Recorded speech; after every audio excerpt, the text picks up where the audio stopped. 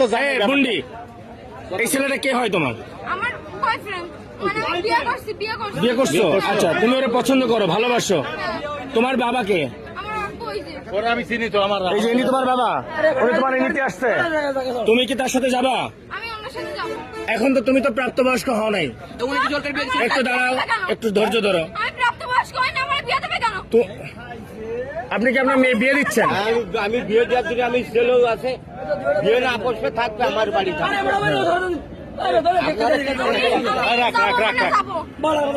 তুমি কি ওর সাথে যাবা?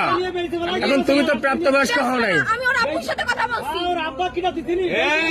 ও নাম্বার আমি তুমি ওর কপালে সিঁদুর দেওয়া আছে।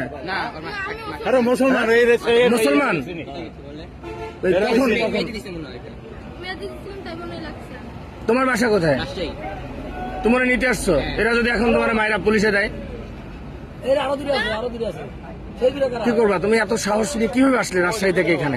ফোন করেছে এই জন্য এসে আমি বলছি বলে তো আসছি। তুমি সাহস দিয়ে আনছো, এখন কি তুমি ওর সাথে যাবা? হ্যাঁ, যাবো। আর ও যদি তোমার একটা বিপদে ফেলে তাহলে কি হবে? কি করে বিপদে ফেলাবে? মনে করো যে একটা বিপদে ফেললো, ও তোমার একটা বিপদে ফেললো। আমার আব্বু বলছে আমি যদি চলে যাইতে চাই আমাকে চলে যাইতে বলছে। তুমি আর গায়ে হাত দেবো না, তা? আমি যা বলছি আমি আর দেবো না দেবো না দেবো না দেবো না আমি দেবো না।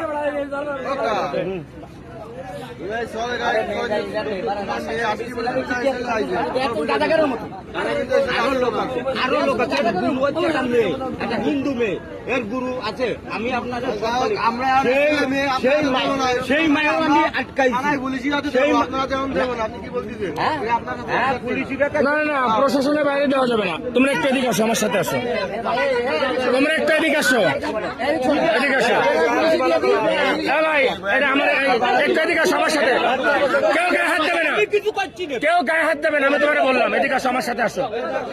আসো, এদিকে আসো, এদিকে আসো।